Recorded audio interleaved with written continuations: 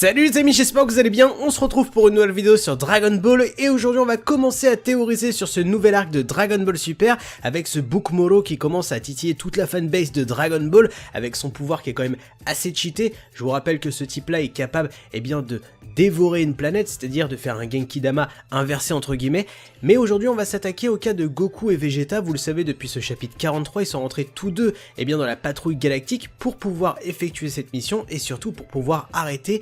Moro. Et j'ai pu remarquer que depuis la sortie du chapitre 43, beaucoup d'entre vous pensent que le numéro 1 de la patrouille galactique soit un mec qui soit infiltré ou un mec qui aurait trahi la patrouille galactique, puisque il paraît assez bizarre et surtout que Vegeta le suspecte parce que c'est un mec qui cacherait ses pouvoirs. Donc c'est quelque chose de plutôt intéressant puisque selon vous ça serait celui qui aurait permis la libération du Book Moro, parce qu'il faut pas oublier que ce mec est emprisonné dans la patrouille galactique depuis des siècles et comme par hasard il arrive à s'évader que maintenant. Je trouve cette idée plutôt bonne, mais aujourd'hui on va pas se pencher sur le cas de Mels, ni sur le cas Moro, mais sur le cas Goku et Vegeta. Vous le savez, là où ce chapitre 43 était vraiment très bon pour ma part, c'est tout simplement ce début de chapitre qui était consacré sur le combat du Daikaioshin avec Moro. Donc comment ça s'était passé il y a des siècles avant que le Daikaioshin soit enfermé dans le corps de boue. Donc cette bataille qui était impressionnante puisque chacun était sur une météorite, ça s'envoyait des comètes à foison et tout, c'était plutôt intéressant. Mais la chose la plus intéressante qu'on avait eue, c'était tout simplement l'esquisse du pouvoir de Moro qu'on a pu entrevoir. Ce book nous a montré pendant son combat face au Daikaioshin qu'il est capable de rapprocher des planètes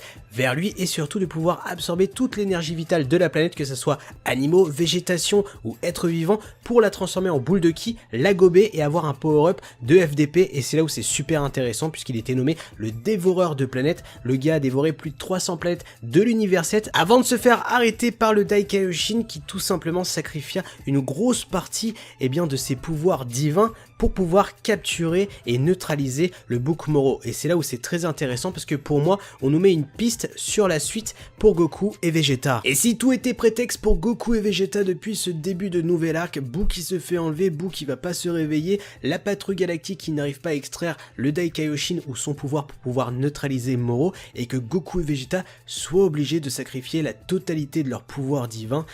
qu'ils ont acquéri depuis le début. Et c'est là où ça serait très intéressant parce qu'on le voit dans ce chapitre 43, juste ce Goku qui essaye de localiser le ki de Moro, il est en panique totale, en PLS, parce que ce Book se révèle être un adversaire très périlleux. En fait, pour moi, on nous met la puce à l'oreille depuis la fin du tournoi du pouvoir avec Goku qui perd l'ultra instinct. Pour moi, Goku ne réveillera plus jamais l'ultra instinct, et c'est là où c'est très intéressant parce que on peut en conclure que Goku et Vegeta sont partis bien trop au niveau des puissances. Les gars chatouillent l'anus des dieux, et c'est là où c'est très intéressant parce que depuis l'arc Gatai Zamasu, on voit que Zamasu était pas du tout en accord avec la puissance de Goku et Vegeta. Le gars, il voulait qu'il y avait une certaine hiérarchie qui soit respectée, et là, ce Book Moro, est tout simplement le bourreau, celui qui veut tout effacer, éradiquer, neutraliser, et Goku et Vegeta vont être obligés pour moi de sacrifier leur pouvoir divin pour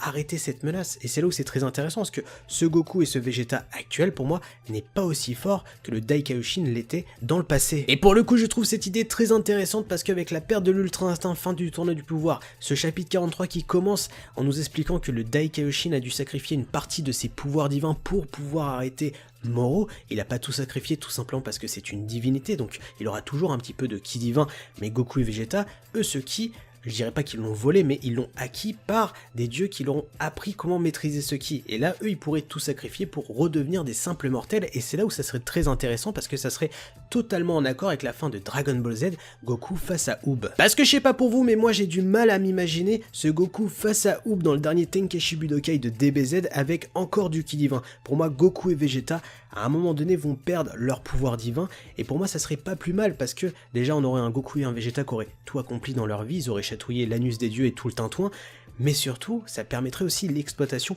potentielle du Super Saiyan 4 ou d'autres formes Saiyan qu'on n'a toujours pas vu. Dans tous les cas, je sais pas ce que vous en pensez, à vous de me dire tout ça en commentaire, vos théories, de liker, de partager, de vous abonner à la chaîne YouTube. Sur ce, moi je vous laisse, tchuss!